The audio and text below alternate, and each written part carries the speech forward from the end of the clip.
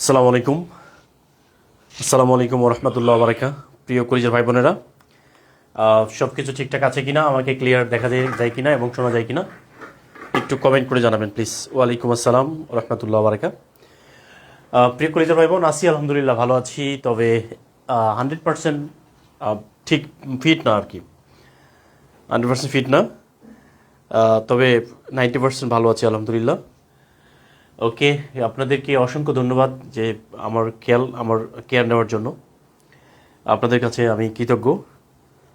প্রিয় কলেজের ভাই বোন, সব কিছু ঠিকঠাক আছে কিনা একটু কমেন্ট করে জানাবেন প্লিজ। ওকে, যে ক্লিয়ারলি দেখা এবং শোনা যাচ্ছে কিনা,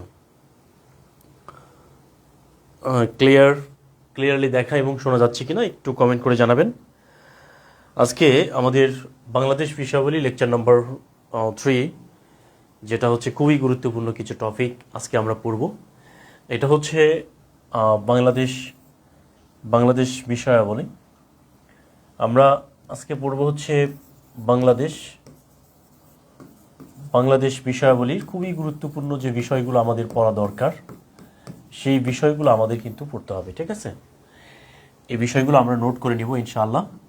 আশা করছি ক্লাসটি আপনাদের জন্য অনেক অনেক গুরুত্বপূর্ণ। ক্লাস হওয়ার সাথে সাথে নোটিফিকেশন আসে না, এটার জন্য আপনাকে গ্রুপে ক্লাসে আপনাকে অ্যাক্টিভ থাকতে হবে, ঠিক আছে?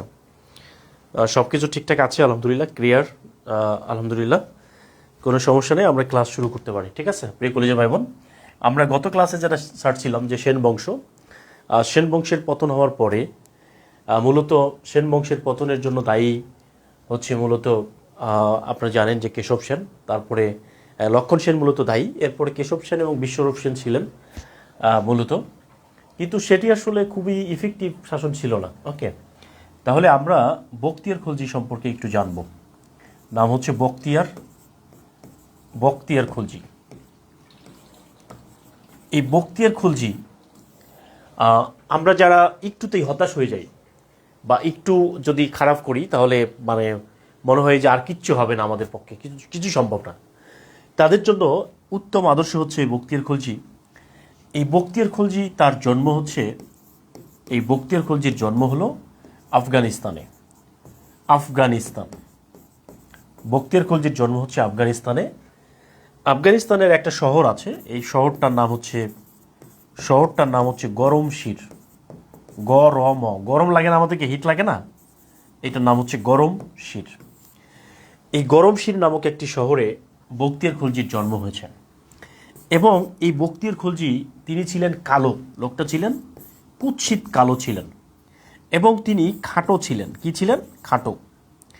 এবং তার হাত ছিল লম্বা। হাত ছিল লম্বা। নাক ছিল বোচা।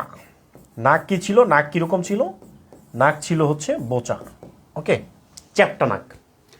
তাহলে প্রিয় কলেজার ভাই বোন, এই বখতিয়ার খলজি সম্পর্কে যে তথ্যগুলো আমি বললাম, এই ইনফরমেশনগুলো কেন বললাম? এই কারণে, বখতিয়ার খলজি তিনি এত খাটো ছিলেন, 3 ফুট লম্বা ছিলেন, তার হাতগুলো অনেক লম্বা ছিল। তিনি অনেক চাকরি পাওয়ার ট্রাই করেছেন, কিন্তু বারবার ব্যর্থ হয়েছেন। তার স্বপ্ন হলো সেনাবাহিনীতে চাকরি করা।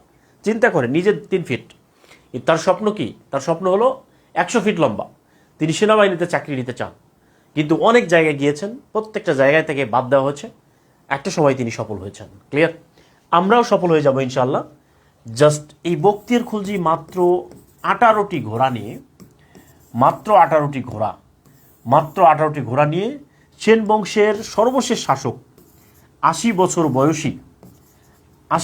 বয়সী শাসক, তার নাম ছিল লক্ষণ সেন। কি সেন? এই লক্ষণ সেনকে পরাজিত করে বখতিয়ার খলজি তিনি বাংলা জয় করেছেন। এটা খুবই খুবই গুরুত্বপূর্ণ একটা টপিক, বাংলার ইতিহাসের খুবই গুরুত্বপূর্ণ একটা টপিক। ক্লিয়ার?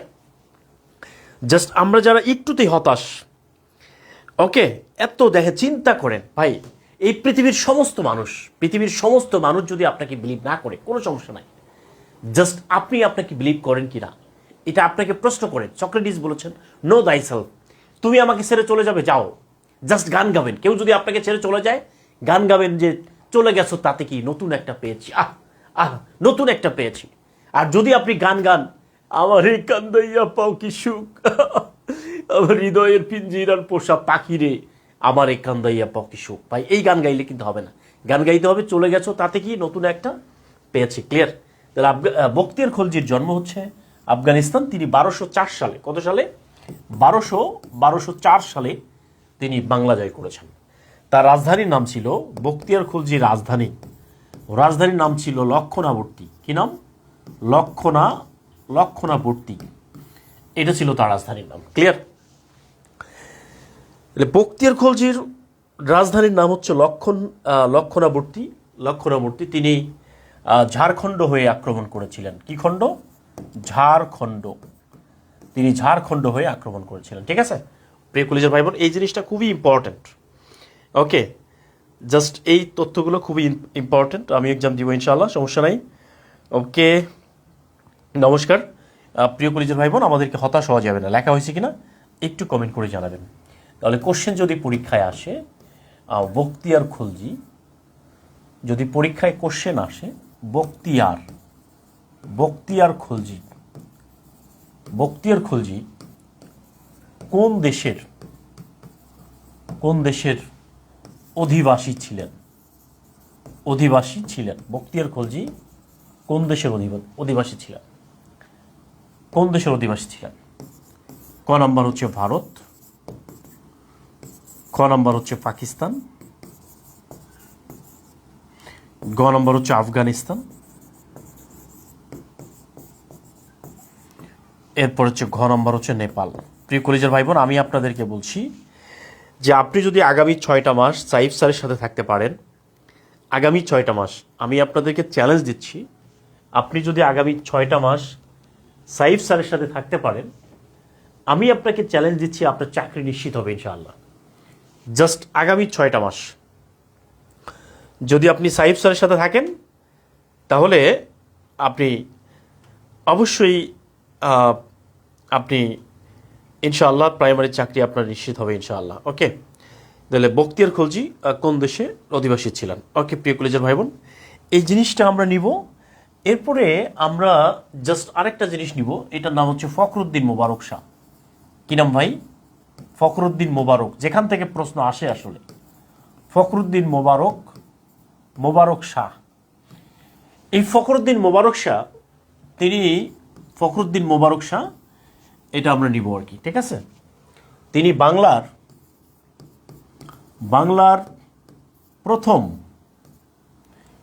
প্রথম মুসলমান স্বাধীন সুলতান ছিলেন ফখরুদ্দিন মোবারক শাহ। এই ফখরুদ্দিন মোবারক শাহ বাংলার প্রথম স্বাধীন সুলতান ছিলেন। ঠিক আছে প্রিয় কলেজের ভাই বোন, তিনি বাংলার প্রথম স্বাধীন সুলতান। তার আমলে একজন পর্যটক আসছিলেন, পর্যটক এসেছিলেন, তার নাম ছিল ইবনে বতুতা। কি নাম? Ibn Battuta. এই ইবনে বতুতা তিনি মরক্কোর নাগরিক ছিলেন। কি নাম? মরক্কো হচ্ছে, এই মরক্কোর নাগরিক ছিলেন ইবনে বতুতা। তিনি ছিলেন একজন পর্যটক, অর্থাৎ আফ্রিকা মহাদেশের মরক্কো থেকে এসেছিলেন। তিনি একটা বই লিখেছিলেন, তার বইটার নাম হচ্ছে কিতাবুর রেহালা। কি নাম? কিতাবুর রেহালা। জাস্ট মনে রাখতে হবে, কিতাবুর রেহালা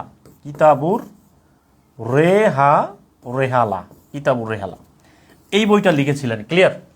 এই বইয়ে বাংলার আর্থসামাজিক অবস্থা সম্পর্কে জানা যায়। বাংলার আর্থসামাজিক অবস্থা সম্পর্কে জানা যায়। ক্লিয়ার? বাংলার আর্থসামাজিক অবস্থা সম্পর্কে জানা যায়। তাহলে বাংলার প্রথম মুসলমান স্বাধীন সুলতান হচ্ছেন ফখরুদ্দিন মোবারক শাহ।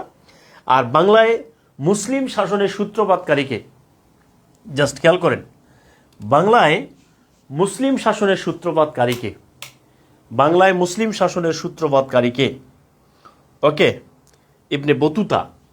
তাহলে এটা কি লেখা হয়ে গেছে কিনা? লেখা হয়ে গেলে একটু নাম লিখতে হবে। ইবনে বতুতা তিনি যে বইটা লিখছেন, বইটার নাম হচ্ছে কিতাবুর রেহালা। কিতাবুর রেহালা, রাইট, কিতাবুর রেহালা। তিনি বাংলায় আসছিলেন কত সালে? তিনি বাংলায় আসছিলেন, সালটা খুবই ইম্পর্টেন্ট, এই 1345-46 সালের দিকে। তাহলে 1345-46 সাল কোন শতক হয়? তাহলে শতকটা হলো চতুর্দশ। কি দশ? চতুর্দশ শতক। চতুর্দশ শতকে তিনি বাংলায় আসছিলেন। কত শতকে? চতুর্দশ শতক। চতুর্দশ শতক, ক্লিয়ার? তাহলে ইবনে বতুতা তিনি বাংলায় আসছিলেন চতুর্দশ শতকে, 1345-46 সালে। তার বইটার নাম হচ্ছে কিতাবুর রেহালা। তিনি মরক্কোর নাগরিক ছিলেন। ইবনে বতুতা, আফ্রিকা মহাদেশ, ক্লিয়ার? তিনি ছিলেন একজন পর্যটক। প্রিয় পরিচয় ভাই বোন, এই জাস্ট কান দিয়ে জাস্ট এই সাউন্ডগুলো একটু ভালো করে শোনার চেষ্টা করবেন। আর বাংলার প্রথম মুসলমান স্বাধীন সুলতান হচ্ছেন ফখরুদ্দিন মোবারক শাহ, ক্লিয়ার? ওকে, ক্লিয়ার কিনা একটু কমেন্ট করে জানাবেন, ঠিক আছে? এরপরে চলে আসেন প্রিয় পরিচয় ভাই বোন, যে জিনিসগুলো আমাদের দরকার, ওকে, যে জিনিসগুলো আমাদের দরকার আমরা সেটাই নিব আর কি, ঠিক আছে? আপনি আলাউদ্দিন খিলজি নামে একজন লোক ছিলেন। আলাউদ্দিন খিলজি, কি নাম? এই আলাউদ্দিন খলজি বা আলাউদ্দিন খিলজি, তিনি বাংলার ইতিহাসে পরিচিত কি নামে? তিনি বাংলার ইতিহাসে তিনি একটা সিস্টেম চালু করেছিলেন, এটার নাম হচ্ছে মূল্য নিয়ন্ত্রণ পদ্ধতি।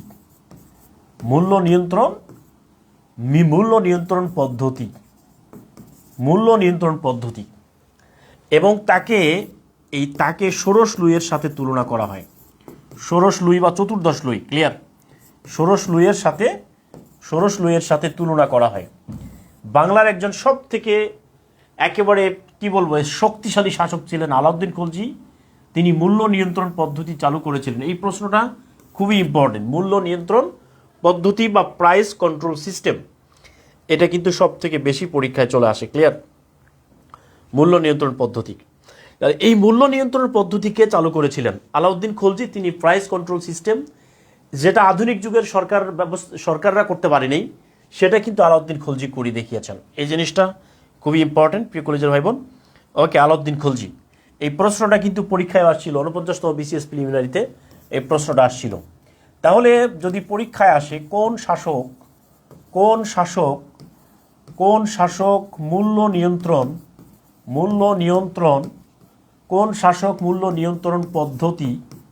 পদ্ধতি চালু করেন?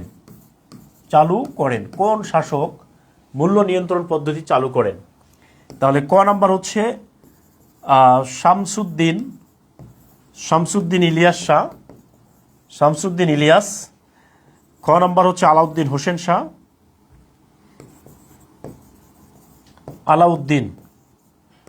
আলাউদ্দিন হোসেন শাহ, কি হবে এটা? তাহলে মূল্য নিয়ন্ত্রণ পদ্ধতি কে চালু করেছেন?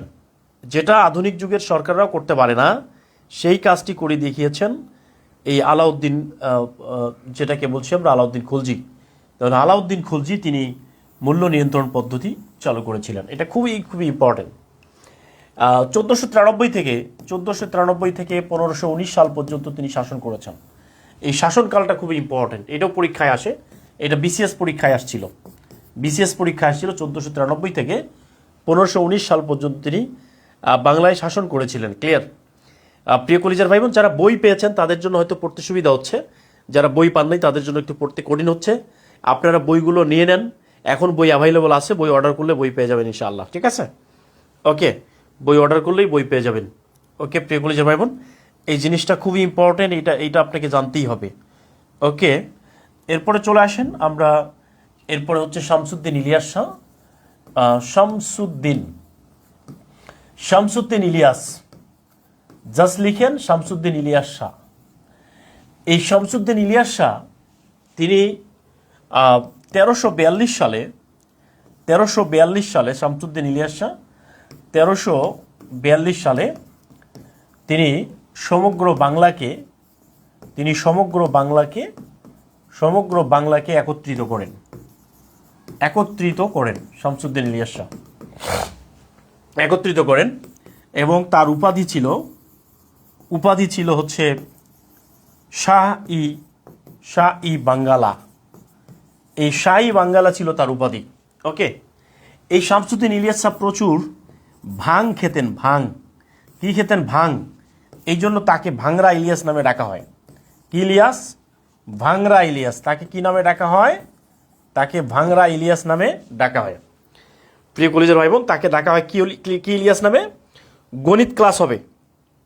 ওকে, গণিত ক্লাস হবে। লা ইলাহা ইল্লাল্লাহ কি বলছে এখানে? লা ইলা আচ্ছা গালিব ইল্লাল্লাহ। আচ্ছা ওকে, আচ্ছা গালিব বলছেন যে স্যার বই অর্ডার করছি 10 তারিখ, কিন্তু এখনো পাই নাই। বই পেয়ে যাবেন ইনশাল্লাহ, সমস্যা নাই, সামনে পেয়ে যাবেন ইনশাল্লাহ। শাহী বাঙ্গালা উপাধি ধারণ করেছিলেন শামসুদ্দিন ইলিয়াস শাহ। ওকে, প্রিয় কলেজের ভাই বোন, আমরা যতটুকু দরকার আমরা এখানে ততটুকুই পড়ছি। এই জন্য অতিরিক্ত অপ্রাসঙ্গিক বিষয়গুলো আমরা পরিহার করছি। কেমন? এরপরে আসেন হচ্ছে মুঘল বংশ। এই যে মুঘল বংশের কথা বলছি আমরা, এই মুঘল বংশের 5 জন শাসক ছিলেন। প্রথম ছিলেন বাবর, মুঘল বংশের প্রতিষ্ঠাতা বাবর। এরপরে হচ্ছে হুমায়ুন। এরপরে হলো কে? এরপর হচ্ছে হুমায়ুন। এরপর হচ্ছে আকবর। এরপরে হলো জাহাঙ্গীর। এই যে হুমায়ুন, এরপর হচ্ছে আকবর, এরপর হচ্ছে জাহাঙ্গীর। ঠিক আছে, জাহাঙ্গীর। এরপরে হচ্ছে শাহজাহান। জাহাঙ্গীরের পরে হচ্ছে শাহজাহান। এরপর হচ্ছে আওরঙ্গজেব। ওকে, আওরঙ্গজেব।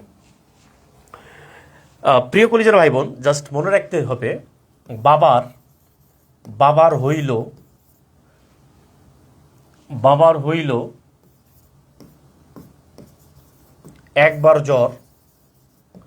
একবার জ্বর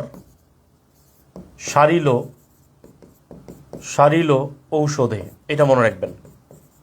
তাহলে এইটা কে কার বাপ, জাস্ট মনে রাখতে হবে কে কার বাপ। কে কার বাপ, এটা মনে রাখবেন, কে কার বাপ। তাহলে কে কার বাপ এটা একটু মনে রাখতে হবে, কে কার বাপ। তাহলে মুঘল, জাস্ট মনে রাখতে হবে বাবার হইল একবার জ্বর সারিল ঔষধে। ক্লিয়ার? তাহলে বাবার মানে হচ্ছে বাবর, হইল মানে হুমায়ুন, একবার মানে আকবর, জ্বর মানে জাহাঙ্গীর, সারিল মানে শাহজাহান, আর ঔষধে মানে হচ্ছে আওরঙ্গজেব। ক্লিয়ার? যা সবাই লিখেন, বাবার হইল একবার জ্বর। কাজী ফয়সাল বলছেন স্যার বইগুলো কোন চাকরির জন্য কাজে লাগবে? বাংলাদেশের যতগুলো চাকরির পরীক্ষা আছে প্রত্যেকটা চাকরি পরীক্ষার জন্য এই বইগুলো কাজে লাগবে। ঠিক আছে? বাবার হইল একবার জ্বর সারিল ঔষধে। বাবার হইল একবার জ্বর সারিল ঔষধে। ক্লিয়ার? বাবার হইল একবার জ্বর সারিল ঔষধে। বাবার হইল একবার জ্বর সারিল ঔষধে। ওকে, তাহলে প্রিয় কলিজার ভাই বোন, এই যে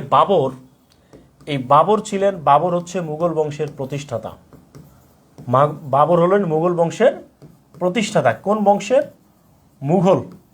মুঘল বংশের প্রতিষ্ঠাতা সম্রাট বাবর মাত্র 11 অথবা 12 বছর বয়সে চিন্তা করেন ভাই, একজন ব্যক্তি 12 বছর বয়সে, যে সময় আমরা মার্বেল খেলি, সেই 11-12 বছর বয়সে তিনি পানিপথের প্রথম যুদ্ধ, কি নাম? পানিপথের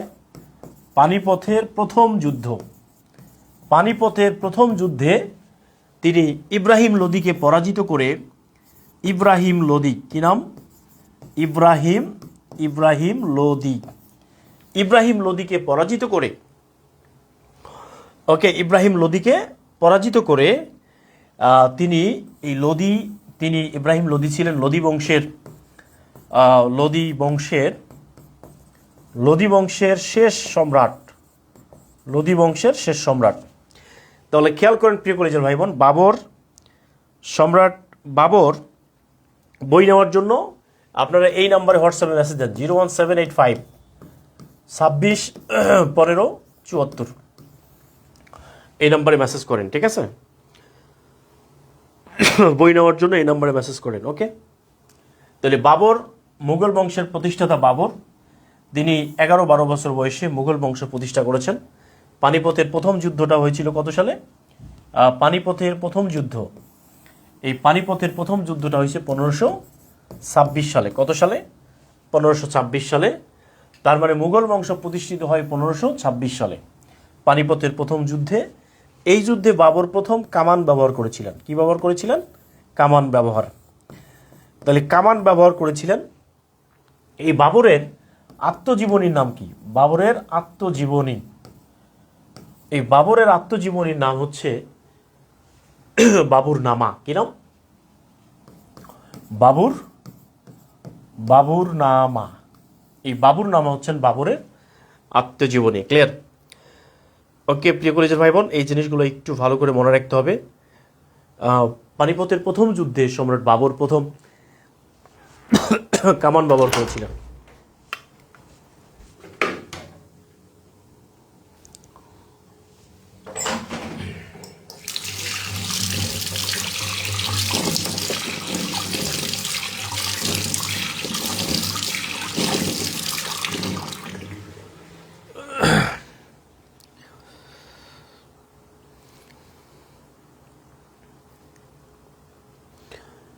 ওকে,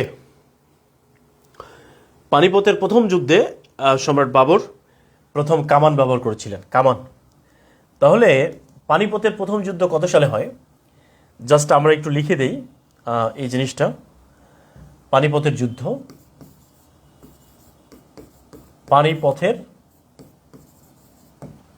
পানিপথের যুদ্ধ। তাহলে পানিপথের যুদ্ধ হয়েছে 3টা। তাহলে প্রথম যুদ্ধ হয়েছে 1526 সালে, দ্বিতীয় যুদ্ধটা হয়েছে 1556 সালে, আর তৃতীয় যুদ্ধটা হয়েছে 1761 সালে। ওকে, 1761 সালে। পানিপথ একটা জায়গার নাম। পানিপথ হচ্ছে একটা জায়গা। পানিপথের সাথে পানির কোনো সম্পর্ক, পানিপথের সাথে পানির কোনো সম্পর্ক কি? পানির কোনো সম্পর্ক নাই। তাহলে পানিপথের সাথে পানির কোনো সম্পর্ক নাই। ক্লিয়ার? এটা হচ্ছে পানিপথের যুদ্ধ। ওকে প্রিয় কলেজের ভাই বোন, এই জিনিসটা একটু নেবেন। 1526 সালে পানিপথের যুদ্ধে ইব্রাহিম লোদিকে পরাজিত করে বাবর মুঘল বংশ প্রতিষ্ঠা করেছেন। তো পানিপথের 3টা যুদ্ধ হয়েছে। একটা হলো প্রথম যুদ্ধটা 1526 সালে, দ্বিতীয় যুদ্ধ 1556 সালে, আর তৃতীয় যুদ্ধটা হয়েছে কত সালে? 1761 সালে। ক্লিয়ার? ওকে, এই পর্যন্ত আমরা নিব ইনশাআল্লাহ। এরপরে আসেন হচ্ছে হুমায়ুন। এই হুমায়ুনের তেমন কোনো কিছুই ছিল না, জাস্ট হুমায়ুন। এই হুমায়ুন কি করেছিলেন? এই হুমায়ুন তার বাবার প্রতিষ্ঠিত রাজ্য তিনি হারিয়ে ফেলেছিলেন। কার কাছে? শের শাহের কাছে। তাহলে শের শাহ, তাহলে হুমায়ুন আর শের শাহ হচ্ছে আমরা একসাথে নিব। তাহলে হুমায়ুন, দেখেন একটা জিনিস মনে রাখবেন, হুমায়ুন ছিলেন একজন আরাম প্রিয় মানুষ। কি প্রিয়? আরাম প্রিয় মানুষ। হুমায়ুন ছিলেন একজন আরাম প্রিয় মানুষ, এবং তিনি বাংলার নাম দিয়েছিলেন জান্নাতবাদ। কি নাম? জান্নাতবাদ, বাংলার নাম। তিনি বাংলার নামকরণ করেছিলেন কি? জান্নাতবাদ। অর্থাৎ তিনি রাজকার্য বাদ দিয়ে, তিনি শক্তিশালী শাসন বাদ দিয়ে, তিনি বাংলার নাম দিয়ে, জান্নাতবাদ নাম দিয়ে তিনি বাংলায় এসে আরামায়া এসে কাটিয়েছিলেন। ক্লিয়ার? তাহলে এর কারণে কি হয়? 1539 সালে একটা যুদ্ধ হয়, এটার নাম হচ্ছে চৌসার যুদ্ধ। কি যুদ্ধ? চৌসার যুদ্ধ। ওকে, 1539 সালে এই চৌসার যুদ্ধ সংগঠিত হয়। কি যুদ্ধ? চৌসার যুদ্ধ। আর 1540 সালে আরেকটা যুদ্ধ হয়, এটা হচ্ছে কনৌজের যুদ্ধ। কনৌজ যুদ্ধ। তাহলে এই 2টা যুদ্ধে শেরশাহ জয়লাভ করে। কি করে? শেরশাহ জয়লাভ করে। হেরে যায় কে? হেরে যায় হচ্ছে হুমায়ুন। ওকে, তার মানে হুমায়ুন হেরে গিয়েছেন কার কাছে? শের শাহের কাছে। তার মানে হলো মুঘল সম্রাটদের, মুঘলরা ছিলেন তুর্কি। মুঘলরা কি ছিলেন? খেয়াল করেন, মুঘলরা তুর্কি ছিলেন। তাহলে এই শের শাহ ছিলেন একজন আফগান শাসক। কি শাসক? আফগান শাসক ছিলেন শের শাহ। তার মানে মুঘলদের ভিতরে, তুর্কিদের ভিতরে শের শাহ আফগানি শাসন শুরু হয়েছিল। ক্লিয়ার? লেখা হয়েছে কিনা প্রিয় কলেজের ভাই বোন? তাহলে কে বাংলার নাম জান্নাত বাদ দিয়েছিলেন? তাহলে কোশ্চেন হলো বাংলার নাম বাংলার নাম বাংলার নাম জান্নাত বাদ কে বাংলার নাম জান্নাত বাদ কে নামকরণ করেন? কে নামকরণ করেন? বাবর করেছেন, নাকি আকবর করেছেন, নাকি জাহাঙ্গীর করেছেন, নাকি আওরঙ্গজেব করেছেন? কে করেছেন? বাংলার নাম জান্নাত বাদ কে দিয়েছেন? হুমায়ুন। ওকে, হুমায়ুন নাম দিয়েছেন কি? বাংলার নাম দিয়েছেন জান্নাত বাদ। ফলে কি হয়েছে? ফলে এই মুঘল বংশের পতন ঘটে গেছে। ক্লিয়ার? কার কাছে গেছে? শেরশাহের কাছে গেছে। তাহলে প্রিয় কলেজের ভাই বোন, এরপরে চলে আসেন হচ্ছে শেরশাহ। তাহলে এই শেরশাহ সম্পর্কে আমাদের জানতে হবে। তিনি একজন আফগান শাসক ছিলেন। কি শাসক? আফগান শাসক। তাহলে শেরশাহ তিনি আফগান শাসক ছিলেন এবং তিনি চালু করেছিলেন ঘোড়ার ডাক চালু করেছিলেন এবং তিনি গ্র্যান্ড ট্রাঙ্ক রোড নির্মাণ করেছিলেন। গ্র্যান্ড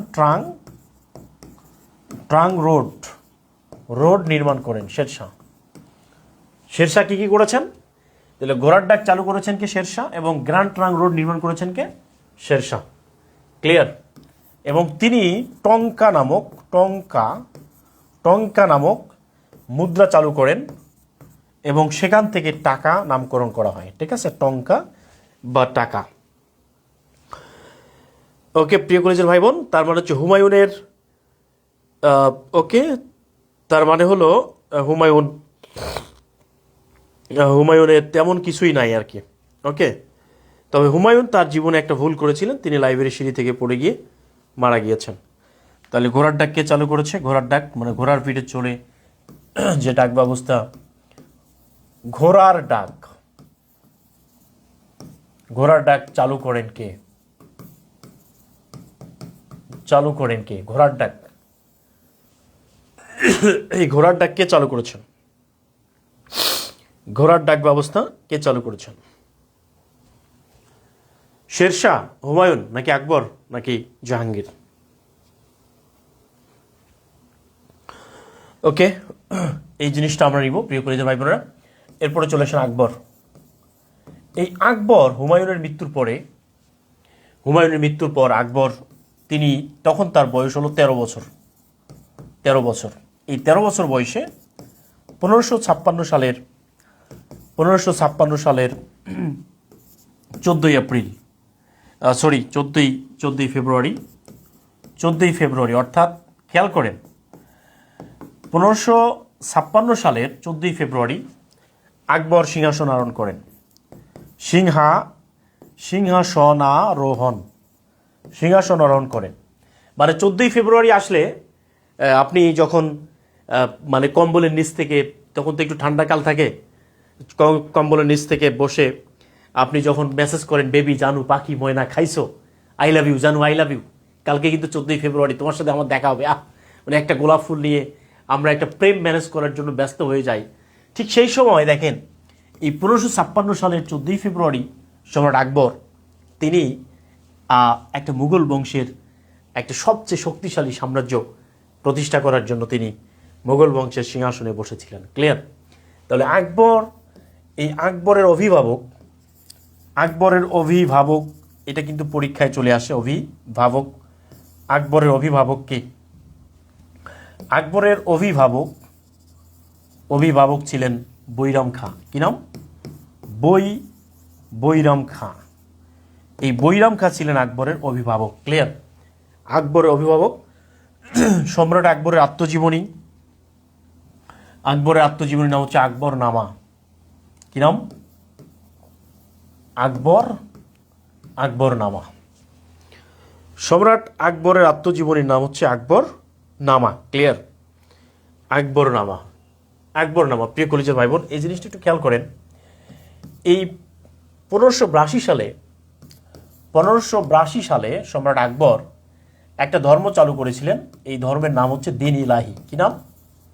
দিন ইলাহি। এই দিন ইলাহি ধর্ম চালু করেছিলেন। এই ধর্মের অনুসারী ছিলেন মাত্র 18 জন। কতজন? মাত্র 18 জন অনুসারী ছিলেন। এটা কিন্তু 49 বিসিএসে এই প্রশ্নটা আসছিল। ওকে, তাহলে আকবর চিন্তা করেন যে আকবর 13 বছর বয়সে 14ই ফেব্রুয়ারিতে একটা মুঘল বংশের প্রতিষ্ঠা করেছে। আর আমরা 14ই ফেব্রুয়ারি আসলে আমরা লিখি বেবি খাইছো জানু ময়না পাখি। ভাই, এই জানু ময়না পাখি কিন্তু থাকবে না যদি চাকরি না থাকে, ফুটুস হয়ে যাবে। তোমার বলবে জানু বেবি ময়না পাখি খাইছো, সকালে খাইছো, দুপুরে খাইছো, রাতে খাইছো, সন্ধ্যায় খাইছো, তুমি কেন খাচ্ছ না শোনা? জানু তুমি না খাইলে অসুস্থ হয়ে যাই আমি।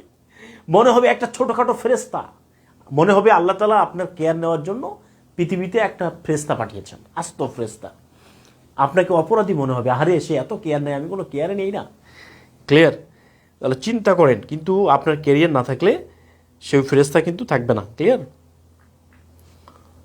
এই জন্য জাস্ট মনে রাখতে হবে 18 জন দিন ইলাহি 1582 সালে সম্রাট আকবর তিনি এই ধর্ম চালু করেছিলেন। ক্লিয়ার? আর সম্রাট আকবর তিনি আরও কিছু মনসবদারি প্রথা চালু করেছিলেন।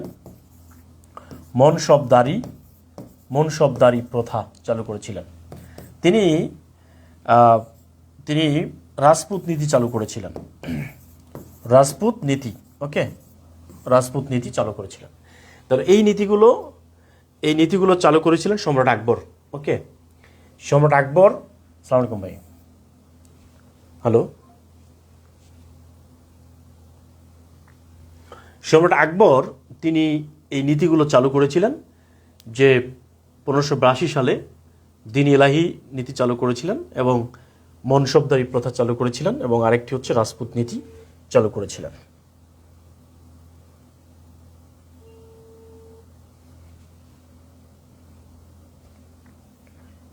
ভাই, আমি ক্লাসে আছি, পরে ফোন দিচ্ছি।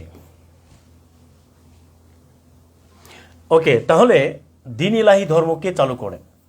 দিন ইলাহি, কি নাম? দিন ইলাহি ধর্মকে চালু করেন। দিন ইলাহি ধর্ম কে চালু করেছেন? আকবর, জাহাঙ্গীর, শাহজাহান, আওরঙ্গজেব।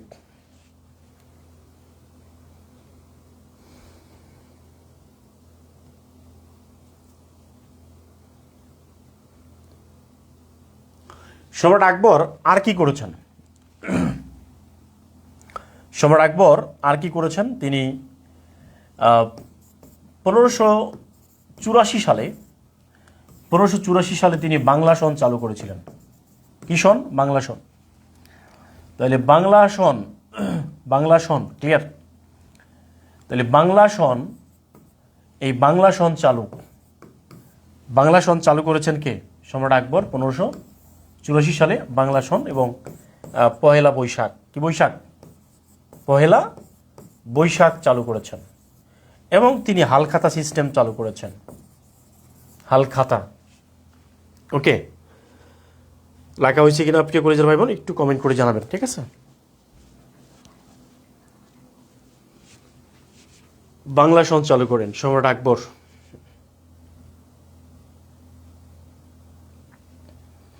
তাহলে আকবর হচ্ছে বাংলা সনও চালু করেছেন। বাবার হইলে একবার জ্বর সারিল ঔষধে। ক্লিয়ার? এরপরে চলে আসেন প্রিয় কলেজের ভাই বোন, আমরা নেব হচ্ছে জাহাঙ্গীর। কি নেব? সম্রাট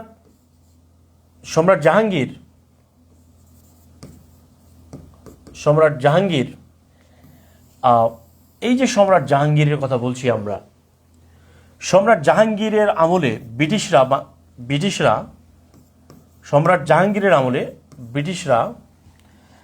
তারা ভারতে আসেন। এই জাহাঙ্গীর ছিলেন একজন বউপ্রিয় মানুষ, মানে তার স্ত্রীর নাম ছিল মেহেরুন নেসা। কি নাম?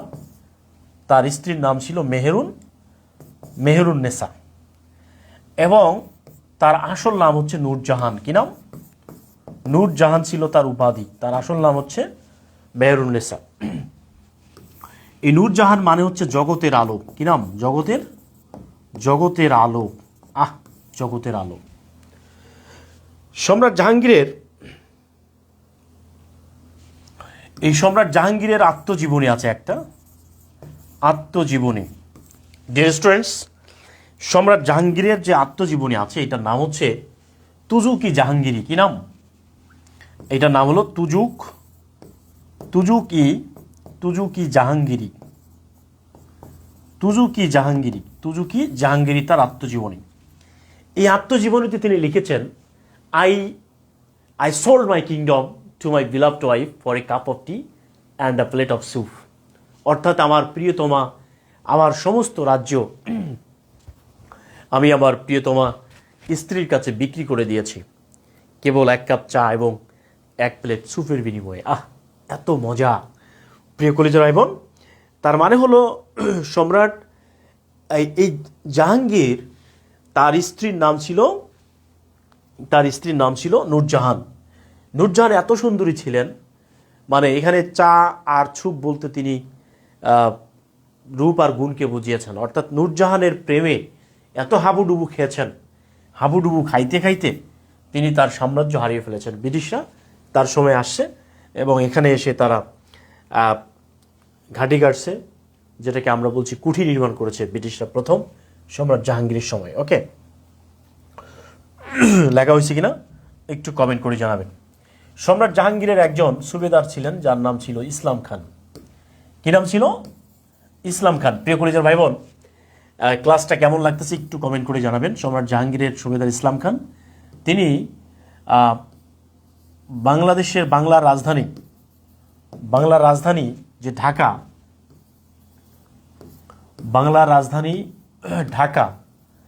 ঢাকাকে বাংলার রাজধানী করেন 1610 সালে।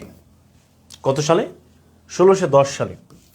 ঢাকা বাংলাদেশের রাজধানী হয় 5 বার। কতবার? ঢাকা বাংলাদেশের রাজধানী হয়েছে কতবার? 5 বার রাজধানী হয়েছে, 5 বার। একটা হচ্ছে 1610 সালে, এরপর হচ্ছে 1660 সালে, এরপর হচ্ছে 1905 সালে, এরপর হচ্ছে 1947 সালে, এরপর হচ্ছে 1971 সালে। এই হচ্ছে মূলত ঢাকা বাংলার রাজধানী। ওকে, বগুড়া মানে ক্লিয়ার। হ্যাঁ, নূরজাহান বিশৃঙ্খলা সৃষ্টিকারী ছিলেন। হ্যাঁ, থ্যাংক ইউ। এই নূরজাহান মানে শাসন ক্ষমতায় বউকে বেশি প্রায়োরিটি দিলে যা হয়, ভাই, বউ হচ্ছে একটা আপনজন, হৃদয়ের একবারে হার্টের পাশে থাকে, বাম পাশে থাকবে বউ, ডাইন পাশে থাকবেন আপনি। কোনো বাধা আসলে বউকে প্রোটেক্ট করবেন। আপনি বউকে হৃদয় থেকে বের করে আপনি শাসন কার্যে দিয়ে দিয়েছেন, তাহলে বউ বিশৃঙ্খলা সৃষ্টি করবেই। কারণ স্যার আপনার থাইরয়েডের পয়েন্ট কি বেশি হয়েছে? হ্যাঁ, আমাদের TSS একটু প্রবলেম হয়েছে। সুমি আক্তার, ওকে, বাংলা রাজধানী হয় 5 বার। ওকে, 1957 এর আগে পড়াইছেন, 1947 হবে এটা। হ্যাঁ, 47 হবে। ওকে, আপনি মনে হয় একটা কম্পিউটার। ক্লাস কেমন লাগতেছে একটু কমেন্ট করে জানাবেন। লেখা হয়েছে কিনা একটু কমেন্ট করে জানাবেন। এগুলো লেখা হয়েছে কিনা একটু কমেন্ট করবেন প্রিয় কলেজের ভাই বোন।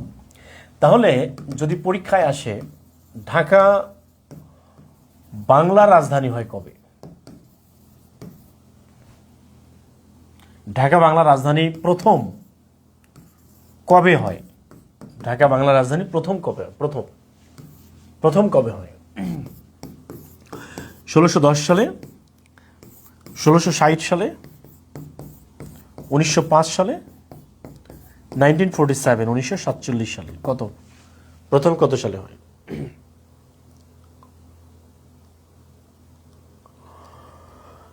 ওকে, ভেরি গুড প্রিয় কলেজের ভাই বোন, ক্লাসটি আপনাদের কেমন লাগতেছে একটু কমেন্ট করে জানাবেন। ক্লাসটা রেগুলার করতে হবে। ওকে। রেগুলার ক্লাস করবেন ইনশাআল্লাহ। আমি আপনাদের বেসিকগুলো পড়াচ্ছি, কারণ এগুলো আমি স্কিপ করতে পারতাম, করতেছি না। আমাদের যদি একটা ক্লাস বেশি লাগে কোনো সমস্যা নাই, তারপর আপনাদেরকে এগুলো পড়তে হবে, ঠিক আছে?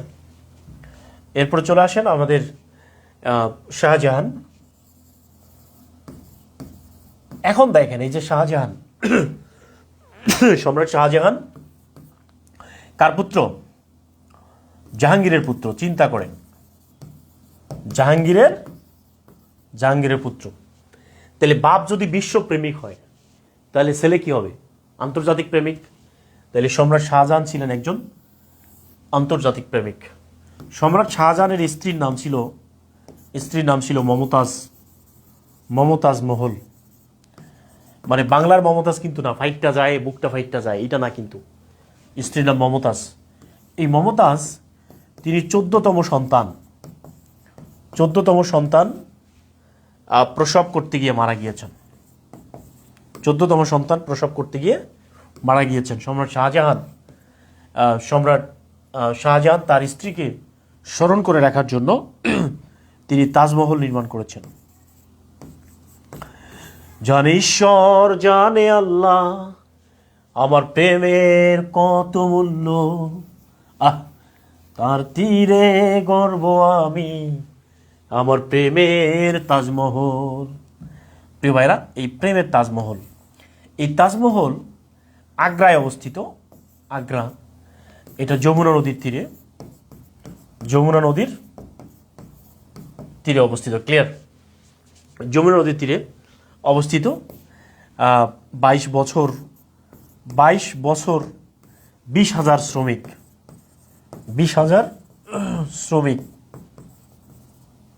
22 বছর 20,000 শ্রমিক কাজ করে এই তাজমহল নির্মাণ করেছিলেন।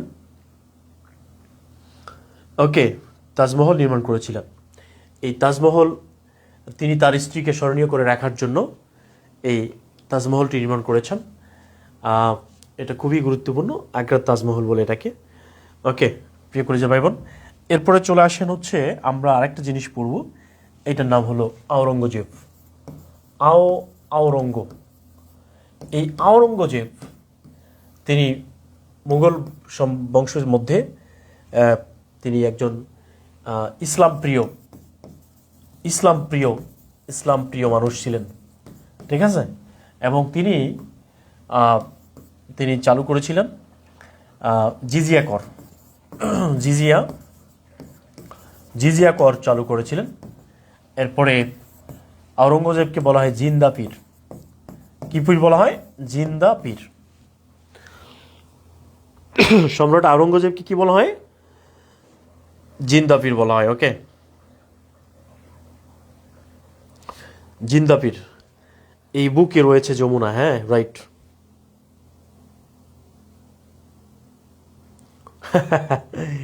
এই বুকে রয়েছে যমুনা, রাইট।